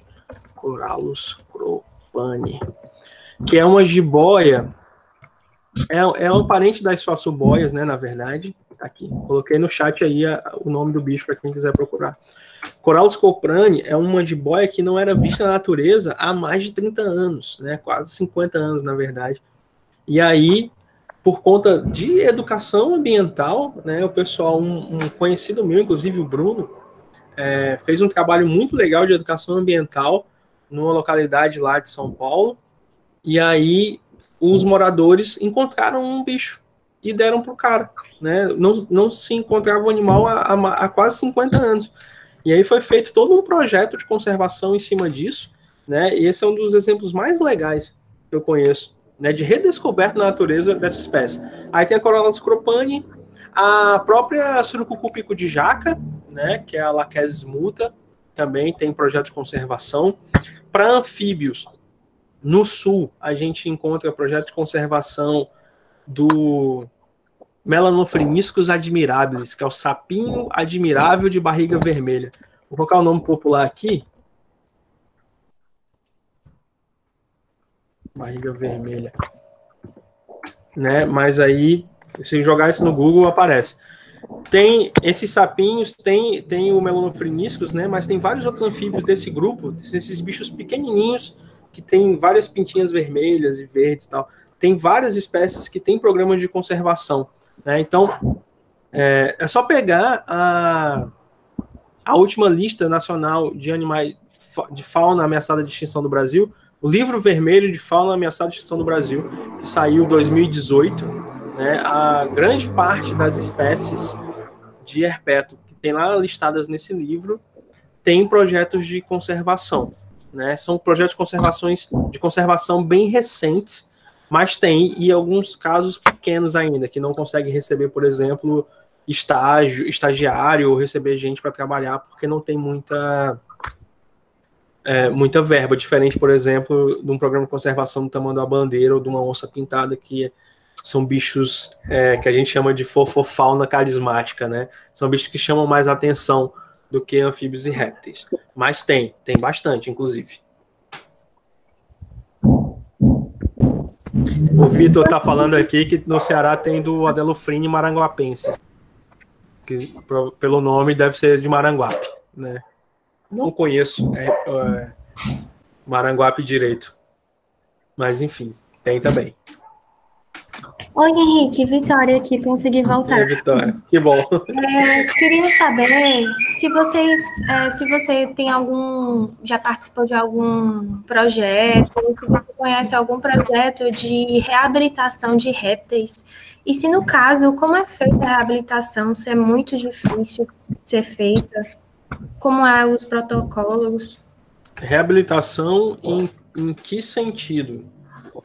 Animal que chega ferido na clínica, reabilitado para voltar à natureza, ou projetos que visem, sei lá, reprodução em cativeiro para reintroduzir uma população, porque são coisas diferentes. Fale, vai falar alguma coisa ou não? Eu digo, assim, por exemplo, em trabalho de setas, mais ou menos isso. Pronto. No NEPAS aqui ele funciona basicamente como um centro de triagem, né? E aí a gente recebe bastante répteis. Mas tive uma experiência boa, por exemplo, trabalhando em São Paulo, com jabutis, né? Lá a gente recebia bastante bicho de apreensão, e aí a ideia é tornar esses bichos viáveis para devolver à natureza. Quais são os problemas associados a isso? Pelo menos quando você tem grandes números de animais apreendidos. é difícil hoje você ter uma área boa o suficiente para poder devolver esses animais, né? E é muito, muito complicado você ter áreas de solturas boas o bastante para esses bichos. E além disso, você tem, principalmente quando você recebe animais em setas, você tem bichos vindo de vários locais do Brasil, né? De vários locais com cargas parasitárias diferentes, com patologias diferentes, né? Mas aí funciona de maneira geral, né, para todas as espécies. Não tem uma espécie que eu tenha trabalhado mais ativamente, mas deixar o animal em quarentena, né, fazer protocolo de vermicida, fazer protocolo clínico para que o animal esteja clinicamente saudável, e tem uma série de exames que a gente faz para poder devolver esses bichos para a natureza. Tem um projeto muito legal do Zoológico de São Paulo, que é com reintrodução de anfíbios na ilha de Queimada Grande. Queimada Grande ou Alcatraz? Não, mentira, em Alcatraz, né? Aquela ilha do litoral de São Paulo, que tem a perereca de Alcatraz, que é um bicho que está praticamente às vias de ser extinto na natureza, porque a ilha foi muito explorada, né? E é um bicho de bromélia ainda. E aí lá eles fazem reprodução do bicho em cativeiro e devolvem esse bicho para a natureza. Mas não consigo pensar em algum outro exemplo que eu tenha feito alguma coisa mais nesse sentido de reintrodução, né? Répteis, as pessoas têm algumas questões em soltar répteis que ficaram algum tempo em cativeiro, né? Mas se você pensar que a maioria dos répteis, a maioria não, né? Os répteis, de maneira geral, eles não desenvolvem esse apego, né, com os humanos. Eles não têm sistema límbico desenvolvido, eles não sentem afeição ou se apegam aos seus tutores, né? O que eles fazem, na verdade, é às vezes acostumar com o manejo, né? Se você sempre alimenta aquele animal aquele horário e tal, ele vai se acostumar com aquele manejo, mas não necessariamente que ele seja dependente de você, né? Então é muito mais fácil você soltar um réptil que passou um tempo em cativeiro sem que ele tenha que reaprender tudo de novo, de como conseguir alimento, de como se proteger, né? Isso já é inerente, é instintivo desses animais, diferente do que acontece com aves, por exemplo. Quando você pega muito tempo, uma ave que está muito tempo em cativeiro, você tem que fazer todo um trabalho de ambientação desse bicho para que ele possa reaprender a ser um animal selvagem, né? Para répteis isso é mais fácil. É isso. Não sei se respondi a pergunta. Aí, por exemplo, tem muitos projetos de reprodução de répteis e anfíbios? Tem para os bichos que eu falei que são ameaçados de extinção, aqueles que estão nos PANs, né? Nos Planos de Ação Nacional, e para alguns bichos específicos que são reproduzidos. Eu acho que o local de referência para anfíbio no Brasil é o Zoológico de São Paulo, para a reprodução desses indivíduos, né? É um local que consegue reproduzir muito bem anfíbio, e eles estão fazendo um projeto de conservação muito bom com os anfíbios do litoral de São Paulo, principalmente os anfíbios de ilha.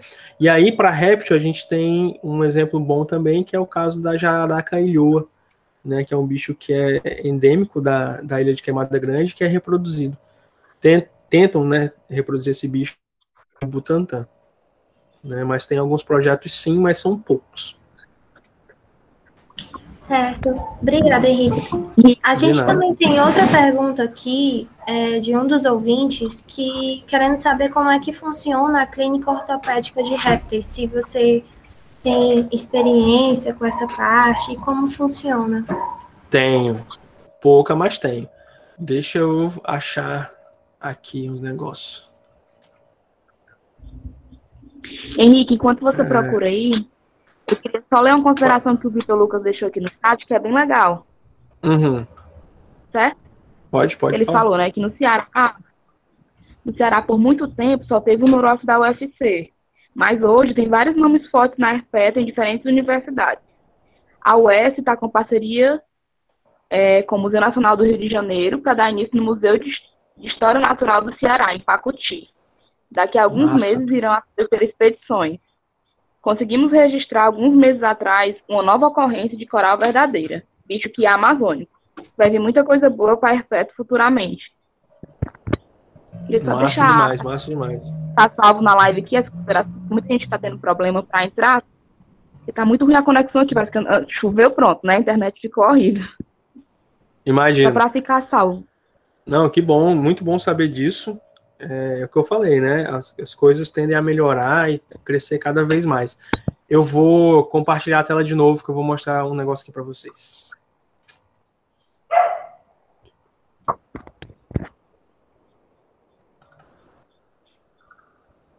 Tá. Vocês estão vendo a tela agora? Sim. Sim. Vocês estão vendo a apresentação? Eu vou abrir a apresentação. Estão vendo a apresentação em tela cheia ou tá fechado? Não, tá com os slides do lado. Pronto, agora tá a tela cheia. Dá para ver. Então, essa aqui é uma palestra minha de radiologia, na verdade, né? Da época que eu fazia residência, mas tem alguns casos de ortopedia. Esse raio-x que vocês estão vendo é de uma jiboia. Ela foi atropelada. E aí vocês conseguem, tá circulado, né? Vocês conseguem observar, tem uma descontinuidade aqui na mandíbula do animal, tá? E aí, não sei se tem outra imagem. Não tem outra imagem. Essa área, ela tá fragmentada, né? Tem uma descontinuidade aqui, uma descontinuidade aqui.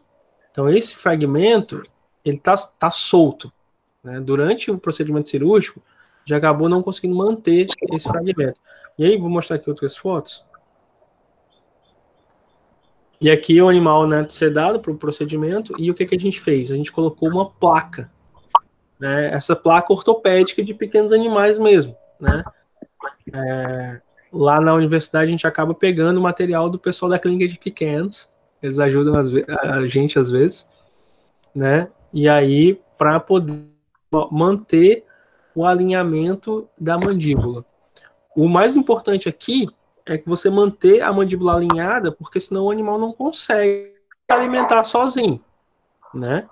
E aí, como teve essa perda de fragmento ósseo, o espaço era muito grande, ia demorar muito para cicatrizar se a gente simplesmente tivesse feito uma imobilização da boca desse animal. Daria para fazer? Daria. A gente poderia imobilizar a boca desse animal e alimentar ele durante meses por sonda, né? Daria para fazer isso. É que a gente optou por fazer o procedimento cirúrgico e colocar essa placa e parafuso para poder estabilizar. Qual foi o problema aqui, né? Além do espaçamento que a gente tem muito grande por conta da área que teve perda óssea, a gente não tinha parafuso adequado para o procedimento. Os parafusos são muito grandes também. Isso acaba dificultando um pouco a cicatrização. Esse animal ficou com a gente durante 3 anos. Consolidar completamente essa fratura. Só que no final, depois de 6 meses, mais ou menos, 6 ou 8 meses, o animal já se alimentava sozinho, né? E aí, por que você não pode voltar com esse bicho para a natureza? Você não pode soltar um animal que está com implante. Então a gente tinha que esperar esse animal cicatrizar completamente a lesão e depois fazer uma nova cirurgia para retirar o implante, retirar a placa e fazer a soltura. Problemas também associados a soltar uma serpente com um implante desses de metal na mandíbula. Esses animais, não sei se todo mundo sabe, eles não têm orelha externa, né? Eles escutam através da vibração dos ossos da mandíbula, pela columela, que é uma estrutura que tem aqui associada ao osso quadrado, que é aqui nessa região, até a orelha interna, né? E é assim que esses bichos escutam. Com o implante, a audição desse animal também fica prejudicada, né? Então é um animal que vai se orientar de forma pior, né, na natureza. Então, mais um motivo para a gente não liberar um animal com um implante desse. Então, a gente teve que esperar 3 anos até que o bicho se recuperasse para poder retirar o implante e poder fazer a soltura. Mas é um caso que deu certo, né? Deixa eu ver se eu tenho mais algum exemplo de ortopedia aqui. Tem várias coisas doidas aqui, né? Deixa eu sair dessa apresentação. Eu não sei se eu vou achar foto daquele sapo que eu falei.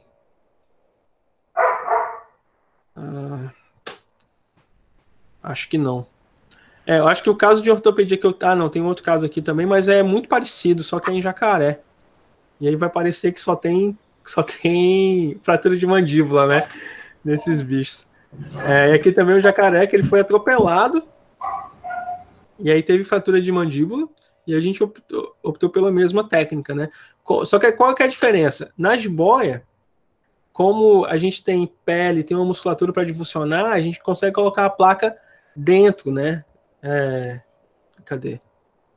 Em contato direto com a mandíbula do animal. Só que no jacaré, a gente não tem uma musculatura, não tem uma pele que dê para divulsionar bem aqui, e a gente acaba colocando a placa por cima mesmo da pele. Né? Não tem problema nenhum. O ideal aqui é como o animal ele vai ficar num ambiente geralmente associado à água, até em cativeiro, né, o recinto vai ter que ter uma área alagada, que depois disso você recubra isso com resina, para que o bicho consiga, para que fique impermeável, né? E aí aquela coisa também, demora meses para cicatrizar. Acho que nessa apresentação não tenho mais nada de ortopedia. Deixa eu ver a outra. Outra é de resgate de fauna. Então, tem mais alguns casos, tem alguns casos de anfíbio. Como eu falei, não tenho foto aqui. Mas no caso do anfíbio, foi basicamente um indivíduo com fratura de fêmur, né? E aí a gente colocou um pino intramedular. No caso, a gente usou um catéter mesmo, né? Porque a gente não tinha um pino do tamanho para esse bicho. A gente usou um catéter endovenoso para poder utilizar como pino intramedular. Deu super certo. O problema desses bichos é que eles são muito sensíveis, né? Então, qualquer alteração no cativeiro, eles ficam muito debilitados. Tá? Se alguém tiver mais alguma coisa, só rapidinho, com relação à ortopedia, depois manda mensagem para mim que eu tento achar alguns outros casos. A gente pensa em montar uma apresentação rapidinho. Eu passo umas fotos para vocês, alguma coisa. Eu passo o inbox ou pelo WhatsApp. É muito legal isso. É porque eu tenho uma dúvida quanto à questão da ortopedia, porque assim, você mostrou muito a parte de fratura de mandíbula. E no caso em serpente, por exemplo, uma fratura de coluna, no caso, não tem que fazer? Depende. Eu tenho casos também de lesão, né? Depende por quê. A lesão, a fratura, ela afetou o canal vertebral, a medula, ou não? Foi simplesmente ósseo. Às vezes a gente tem umas subluxações, né, ou fratura de processos das vértebras que não atingem o canal medular. E aí quando você tem um canal medular íntegro, por mais que a sensibilidade esteja reduzida no posterior da fratura, você consegue pensar em estabilizar essa fratura para que o animal tenha condição de se recuperar. Né? Dá para fazer isso e a gente já fez isso. A gente recebeu uma jiboia que tomou umas pauladas, né? Foi agredida na rua e ela estava com parte da coluna com os processos espinhosos totalmente fraturados e uma subluxação, né? Tava desalinhada, algumas vértebras estavam desalinhadas, né? Sugestivo de que ali poderia ter um ponto de fragilidade. E aí o que a gente fez? A gente abriu a pele, divulsionou a musculatura, expôs essa região que estava lesionada, colocou pinos lateralmente aos processos espinhosos e fizemos cerclagem desses pinos para que aquela região ficasse estável, para que naquela região não tivesse movimentação. E aí você faz o tratamento de dor, o tratamento anti-inflamatório, para que o animal consiga diminuir o edema. O maior problema desse tipo de lesão, onde não há rompimento do canal medular, porque quando você tem rompimento da medula, não tem muito o que fazer realmente. Né? Se essa medula ela é seccionada, você não tem como recuperar isso, ou até então eu desconheço técnica para fazer isso. Né? Falta alguém inventar isso ainda. Os casos onde a medula está íntegra, você consegue muito bem estabilizar e tentar recuperar o animal. Às vezes, o animal está sem sensibilidade no posterior da lesão, simplesmente porque tem um edema naquela região, comprimindo, né, o canal medular e evitando que o estímulo seja transmitido. E aí, a importância da avaliação radiográfica, às vezes de um exame contrastado, para poder avaliar a possibilidade de recuperação ou não desse animal e partir para o procedimento cirúrgico. Eu já vi um caso que é muito engraçado, que a serpente veio de resgate também e teve a coluna totalmente partida, né, lesionada, dava para ver no raio-x o espaçamento que estava entre as vértebras. E aí a pessoa que recebeu esse animal, antes de encaminhar para a gente, teve a brilhante ideia de aproximar e engessar, né? Não preciso nem dizer que não deu certo, mas são casos que eu já acompanhei, tá? Mas dá para fazer sim. Eu tô até assim, porque eu também tenho dúvida nessa questão da mobilização, porque a gente sabe que o animal também precisa se movimentar para ter aquela motilidade gastrointestinal. E como é que a gente faz a mobilização desse animal? Então, para serpentes, são bichos que naturalmente já passam muito mais tempo inertes, né? Se o animal ele está numa condição favorável, o animal está bem alimentado, tá bem hidratado, né? Tá num espaço reduzido, você não, alguém falou aqui no chat, subiu a janelinha, você não faz a imobilização. Quando faz a imobilização, é dessa maneira que eu falei, é cirúrgica, com a imobilização utilizando pinos naquela região, mas você não faz uma imobilização de bandagem, por exemplo, você não faz isso, né? Porque só vai deixar o animal estressadíssimo. E aí você pode usar artifícios para que o animal não se movimente bastante. Uma técnica que pode ser utilizada também, mas com muita cautela, por exemplo, você está com um animal que ele está com score corporal bom, está bem hidratado, ele não vai precisar se alimentar por um prazo de tempo relativamente grande. Você pode manter um animal num local com uma temperatura um pouquinho reduzida, que isso vai fazer com que o metabolismo do animal baixe também, isso vai diminuir os inflamatórios e dar tempo para aquela lesão, para ele se recuperar daquela lesão, mas depende muito da característica da lesão, né? Mas imobilizar a serpente, complicadíssimo. Se não for uma questão de colocar pino e fazer a estabilização daquela região, quando é coluna, não imobiliza, né? Quando é fratura de mandíbula, dá para você fazer uma bandagem, fechar a boca do animal e aí passar uma sonda para alimentação. Dá para fazer, já vi isso sendo feito, não só para serpentes, mas para alguns lagartos também. Para lagarto é mais fácil você imobilizar um membro, né? Dá para imobilizar um membro junto com a base da cauda, quando é fratura de fêmur. Dá para fazer algumas coisas nesse sentido, mas para serpente é um pouco mais complicado. Henrique, a gente tem uma pergunta aqui do Nível Júnior. E no caso, se ocorrer a lesão da medula, existe a possibilidade de sobrevivência do animal ou é fatal? Existe a possibilidade de sobrevivência, né? Do mesmo jeito que existem outros animais.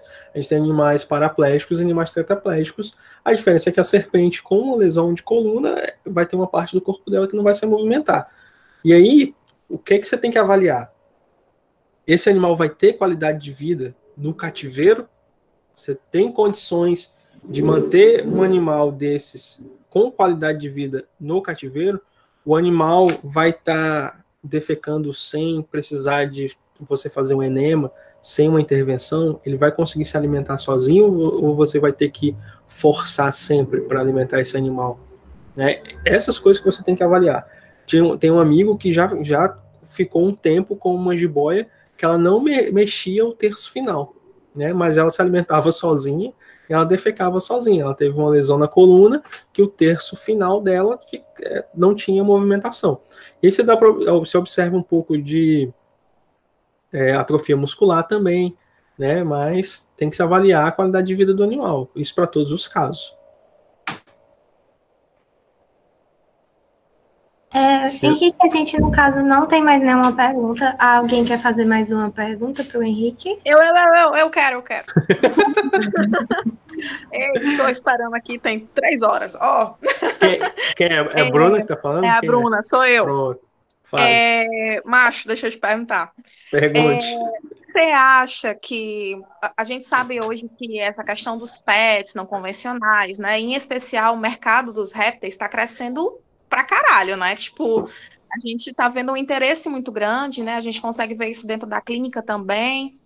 Não só nessa questão de resgate de fauna, atropelei sem querer um jabuti e tal, mas as pessoas realmente estão interessadas em criar répteis. E aí eu queria saber de você, como veterinário, como herpetólogo, como educador ambiental também, né? Se tu acha que essa acessibilidade a esses pets, em especial aos répteis, se isso pode ajudar no entendimento da educação ambiental, se as pessoas podem começar a ter realmente uma visão mais bacana desses animais, se não é só uma coisa empírica que o mercado está querendo colocar para a gente, ou se isso realmente funciona, o que tu sabe de você? Isso aí é um balé de gato. Difícil. Complicadíssimo. Então, vamos por partes. Eu acho o contato... Primeiro, né? Sobre o contato das pessoas.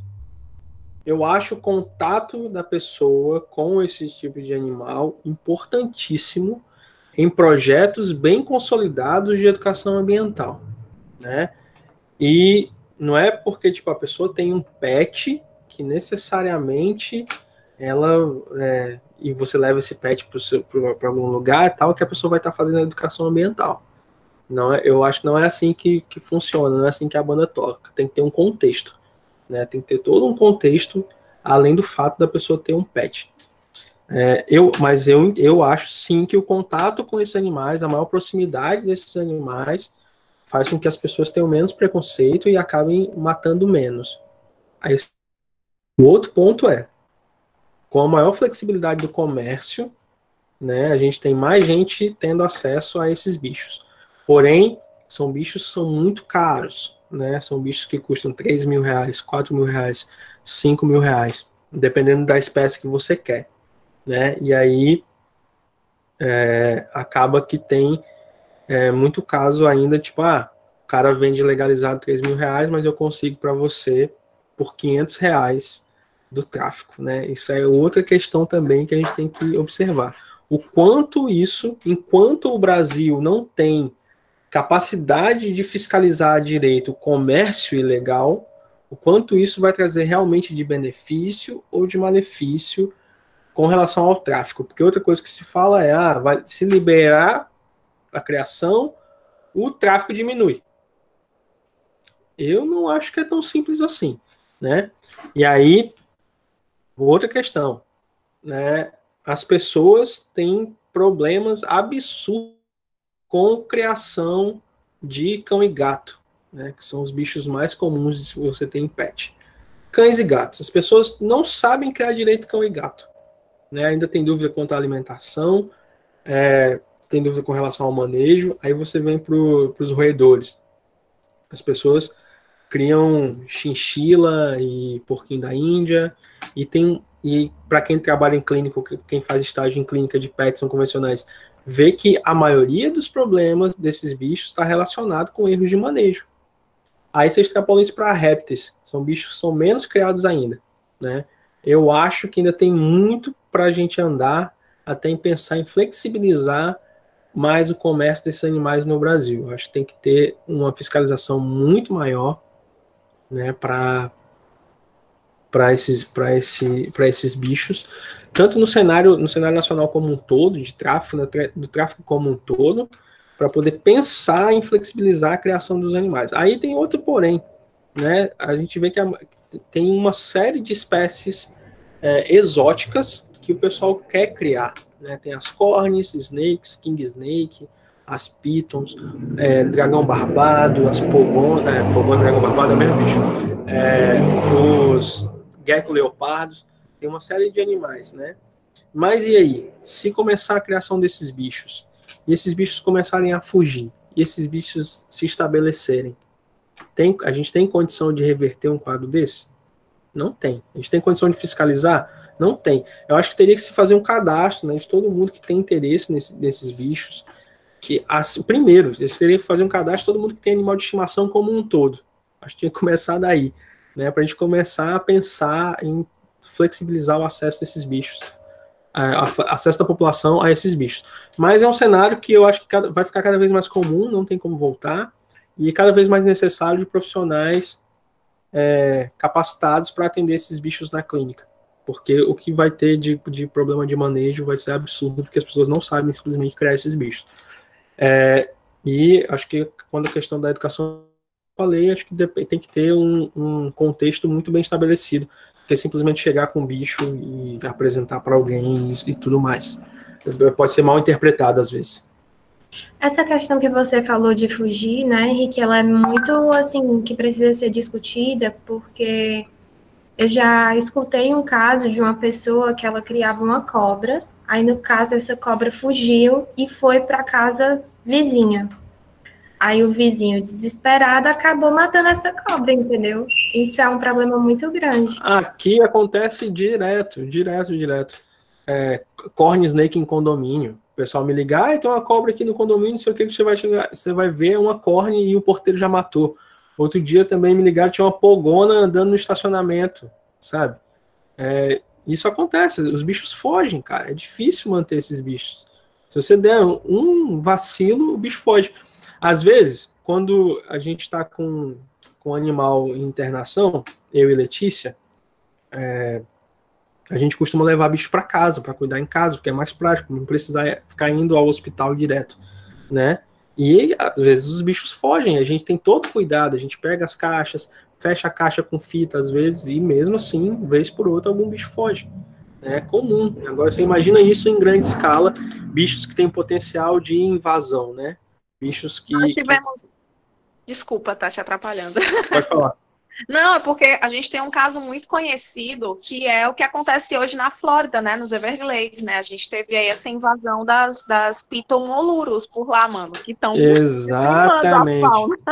Né? Não só a Piton, lá na Flórida a gente tem problema com o teiu, o nosso teiu, né, o tejo, no caso. O tejo lá, ele é exótico invasor, a gente tem muito caso, e vocês conhecem tejo, é um lagarto grande, onívoro, né, o bicho come de tudo que aparece na frente. Então lá tem as pitons, tem os tejos, tem várias outras espécies que se deram super bem. Um cenário desse aqui no Brasil é morte certa, porque não tem como controlar, não tem como. Imagina uma população de pitons no Pantanal. Fudeu. Vai fazer o quê? Eu achei uma apresentação minha aqui, de clínica, eu vou ler para vocês, para não precisar compartilhar a tela, só sobre a problemática legal, né, dos pets, né? Talvez esteja desatualizado, mas, por exemplo, em 2002 foi proibido a abertura de novos criatórios de répteis no Brasil, 2002, sendo que em final da década de 90, até o final da década de 90, você poderia criar praticamente o que você quisesse no Brasil. Tinha gente que tinha de tudo. E aí, em 2002, foi proibido a abertura de novos criatórios de répteis.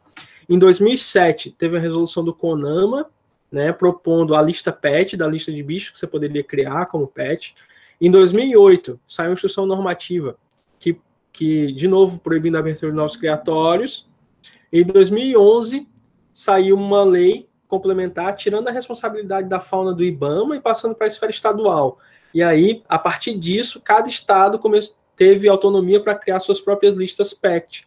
Né? Então, cada estado libera a criação ou não de algumas espécies. Né? Por exemplo, a gente já tem lista PET do Paraná, no Rio de Janeiro, Alagoas, liberando criatórios para a criação de répteis exóticos. Mas isso é uma coisa que está na esfera estadual agora, e daí você imagina a problemática. Se tem um estado onde os criadores têm uma influência política grande, a tendência é que naquele local seja liberada a criação de tais espécies. E o que acontece diferente em outro estado vai ser liberada a criação de espécie X, e por aí vai. E tem a problemática também, tipo, pelo menos o que a gente entende, né? Como existem diferentes listas, né? Um estado libera um animal, outro libera outro. Se eu compro o meu animal na minha região e vou para o outro, ele já está ilegal, né? Não, porque você tem o documento. Você tem sua nota fiscal. Então fica legalizado para todo o território nacional? A partir do momento que você compra um animal de origem legal, né, e você tem a nota fiscal dele, tem a origem dele e tal, você pode comprar de qualquer lugar. O pessoal aqui compra bicho que vem do Paraná, desculpa, Compra bicho que vem do Paraná, sabe? Compra bicho que vem de Brasília. Os criatórios que você encontra na internet, eles enviam para o Brasil inteiro. Né? Você pode comprar bicho de qualquer lugar do Brasil, você pode comprar, contanto que o criatório seja legalizado. E você tem que ter os documentos certinho. A autorização do IBAMA, a nota fiscal do bicho, tudo certinho. Henrique, além da nota fiscal, né, tem que ter um número de inscrição, né? Não sei se é número de inscrição que fala, mas como se fosse isso, um número de inscrição. Sim, cada bicho ele tem tipo um código de barras, né? Tem que ser microchipado, tem que ter a nota fiscal, tem que ser microchipado e tem o número, tipo o RG do animal, né? Um cadastro único, na verdade. Porque os criatórios têm autorização, né, para emitir esse número, porque você pode muito bem comprar um bicho de uma pessoa qualquer, ela emitir uma nota fiscal para você e você achar Sim. que é legalidade, não é, né? Uma época foi muito comum vender corne. As coisas que eu já vi acontecer aqui.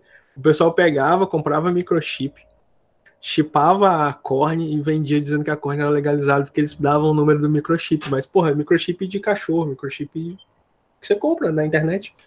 Normal. E muita gente foi enganada com essa história da corne legalizada. É porque tem que ter a documentação, né? Também não é só... Exato. Mas imagina isso para um leigo que vê um cara com um bicho bonito pra caramba, manso, diferente, né? Todo mundo... Se você parar para pensar, né, já que a gente tá falando de pet, hoje em dia, a gente tem pet, a maioria das vezes, por ego, né? Para satisfazer o nosso ego de ter um bicho diferente.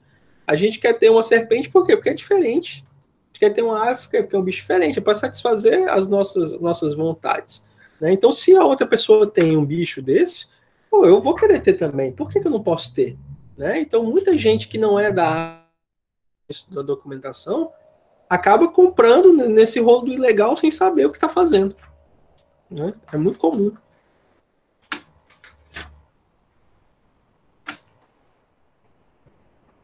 Mais alguma coisa? Já ia perguntar, gente, mais alguma pergunta? Alguém falou alguma coisa de prótese 3D aqui, calma.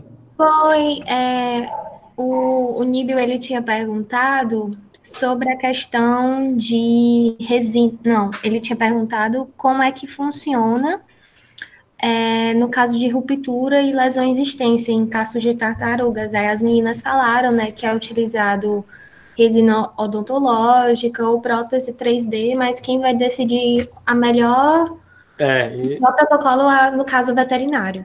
Se você tem acesso à prótese 3D, se você tem acesso à resina, tipo assim, o top do top do top, né? Se você não tem acesso a isso, dá para fazer algumas gambiarras. Aqui eu estou procurando uma imagem. Não sei se eu vou achar alguma coisa. Tá aqui. Vou compartilhar a tela com vocês de novo. Calma aí.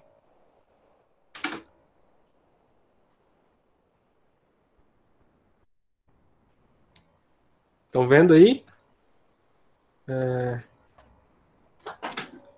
Calma aí. Tá dando para ver, sim. Agora. Acho que travou. Aí foi. Vocês têm imagem aqui? Poxa, não tem a imagem do processo. Achei que tivesse. Vocês conseguem ver? Calma aí. Vocês conseguem ver a fratura aqui, né? Esse casco. Esse animal, ele foi atropelado. É um tigre d'água exótico, né? O Trachemis. E aí ele foi atropelado e tem essa fratura aqui. E na época, não tinha acesso à resina. A gente não tinha acesso a alguma outra, a pino, a parafuso para fazer uma cerclagem, né? E aí, em lesões onde você não tem comprometimento da cavidade e a lesão está alinhada, essa fratura ela estava alinhada, né? Os ossos, as bases ósseas estão no mesmo nível, então você não tinha uma abertura grande que precisasse ter uma tensão maior. A gente simplesmente pode fazer um curativo com micropore e super bonder. Né? Eu achei que eu tivesse mais imagem aqui que justificasse meu compartilhamento de tela, mas pelo visto eu não tenho. Tenho sim, tá aqui. Pronto. Deixa eu botar em tela cheia de novo.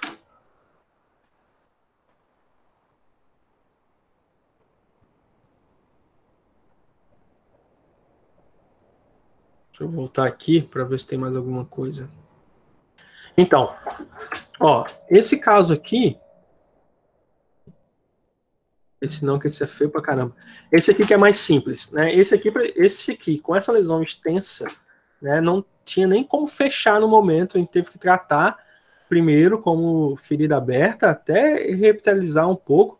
Vocês conseguem observar que aqui a gente tem a exposição das vísceras, né, do animal. Isso aqui é pulmão, se eu não me engano. E aí esse é um animal que daria para pensar em fazer uma prótese 3D de casco, né? Só que na época a gente não tinha acesso, isso é muito antigo. A prótese 3D é mais novo, né? Aqui um caso simples. Esse bicho é do Ceará, inclusive, de Quixadá, de uma das vezes que eu estava de férias em Quixadá, e eu estava voltando para casa e eu vi o bicho ser atropelado por uma moto na minha frente. E aí tinha essa lesão. E o que é que eu tinha para fazer na época? A única coisa que eu tinha era micropore, esparadrapo e super bonder. E aí, se você consegue avaliar e o animal não está sangrando, o animal está ativo, né?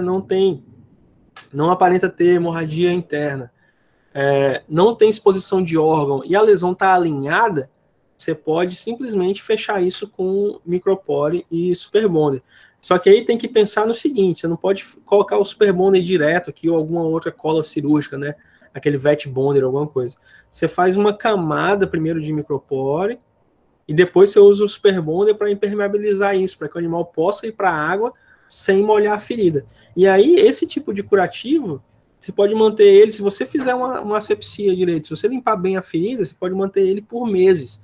Tem um caso de um cágado que eu acompanhei, que a gente só precisou trocar o curativo 4 meses depois, e a ferida já estava fechadinha, já estava bonitinha. Óbvio que o osso em si, ele só vai cicatrizar depois de anos, né? Tem bicho que eu acompanhei a cirurgia de castração no começo da graduação, lá em 2007, 2008, e até hoje o bicho está com... Esse outro caso aqui é de um animal que foi queimado, né? Tem um caso muito comum do animal desse que perdeu todas as placas ósseas, né? E acabou recebendo uma prótese 3D para recobrir o casco. Esse caso aqui eu acompanhei em São Paulo. E aí o interessante é que quando a gente pegou o animal, ele já estava com crescimento ósseo já bastante desenvolvido aqui embaixo dessas placas que estavam caindo, né? Isso aqui estava tudo morto. E aí a gente já tem um osso novo aqui, um tecido cicatricial bem desenvolvido embaixo dessa estrutura. Esse também é outro bicho que não daria para fazer, né, um curativo bem extenso. É um animal que vai perder a sensibilidade dessa região e precisa de uma proteção melhor. Então seria o caso de colocar uma prótese 3D para que o animal tenha uma qualidade de vida melhor, né? Aqui são as placas, tá bom? Casos, cada caso é um caso, né? Não tem como falar, não tem como você dizer que uma coisa funcione para todos os bichos, mas tem muita coisa legal, assim, que dá para usar, dá para adaptar, né? É isso. Henrique, a gente queria te agradecer, tá? A gente passou um pouquinho do tempo estimado, mas a gente queria te agradecer, porque é muito bom a gente conseguir trazer profissionais fantásticos e ainda mais sendo da terrinha, né? Sangue do nosso sangue, é bom, tem que valorizar. E você foi mega citado, as meninas do Norof te indicaram pra caramba. A gente já acompanhava o seu trabalho, todo mundo que gosta dessa parte de herpetologia sempre acompanha o pessoal do As Coisas do Herpeto em Foco e tal. E a gente ficou mega feliz que você tenha aceitado. Nossa, eu que fiquei mega feliz de ter sido convidado, na verdade. Fiquei feliz de verdade, muito obrigado de novo. Espero poder contribuir em alguma outra oportunidade, quem sabe numa oportunidade presencial, né? Unir o útil ao agradável, visitar. Venha para Fortaleza, por favor. Pronto. E, pessoal, o Herpeto em Foco está aí aberto a trocar ideia. Meu perfil também, vocês podem falar comigo no momento que vocês quiserem, pode mandar a mensagem lá. Não prometo responder na hora, que às vezes não dá, mas o que eu puder contribuir com vocês, podem contar comigo. Eu não sou assim, tipo, é muito doido pensar isso assim, que ser mega indicado, né? Hoje em dia, a gente tem que tomar muito cuidado com as coisas que a gente posta nas redes sociais, porque tem muita gente vendo, a gente não sabe até que ponto uma coisa que a gente publica pode atingir quantas pessoas, né? Então, assim, isso pode ser usado de duas formas, e esse é um conselho que eu vou dar para vocês, na verdade. Aproveitem essa era de imersão digital para conseguir oportunidades com outros profissionais, né? Conversem, continuem fazendo esses eventos que vocês estão fazendo, essas reuniões à distância, mesmo depois que a gente volte, né, à vida normal, porque assim vocês vão conseguir ampliar muito mais a rede de colaboração de vocês, e aí fica mais fácil arrumar estágio, fica mais fácil arrumar, quem sabe, um emprego, né? E tá na dúvida, a gente não precisa saber tudo de tudo, é impossível saber tudo de tudo, mas é importante que a gente saiba pelo menos quem que a gente pode procurar para trocar uma ideia sobre determinada situação. Acho que o mais importante desse tipo de situação é a gente conseguir fazer rede de colaboração para poder ter contato com mais gente com experiências diferentes, tá? E é isso, podem contar comigo pro que vocês precisarem, foi um prazer, e qualquer coisa, estamos lá no Instagram, no meu e no do Herpeto em Foco. Pois valeu, Márcio, muito obrigada. Mais uma vez, obrigada, Henrique. E pedir desculpa pelo que aconteceu. Por conta que em Fortaleza tá chovendo, aí tá horrível a queda de energia e também internet. E agradecer mais uma vez, a Bruninha já agradeceu, mas muito obrigada pela disponibilidade. Desculpa também ter passado o tempo, passou 2 horas extra. Nossa Senhora! Mas estava muito bom. E é isso. Vem aqui para Fortaleza para depois a gente fazer um curso bem legal. Pronto. Partiu Fortaleza, então. Quando eu for aí, eu aviso. Tá bom? Obrigada, viu, Henrique? Tchau, até mais. gente. Tchau. Até mais. Show, tchau. Gente, só lembrando uma coisa, que muita gente não conseguiu entrar, né? Só para lembrar que o Henrique autorizou a gente gravar um encontro, né? Foram 2 horas que pareceram 20 minutos. Quando a conversa tá boa, a gente vai conversando sem nem ver. Ainda vou fazer janta. Aos amigos que não conseguiu assistir, que a gente vai disponibilizar o link depois. E fica o convite, viu, Henrique? Venha visitar a gente, vamos fazer um mini curso muito top. Massa. Até mais, gente. Tchau. Valeu, tchau.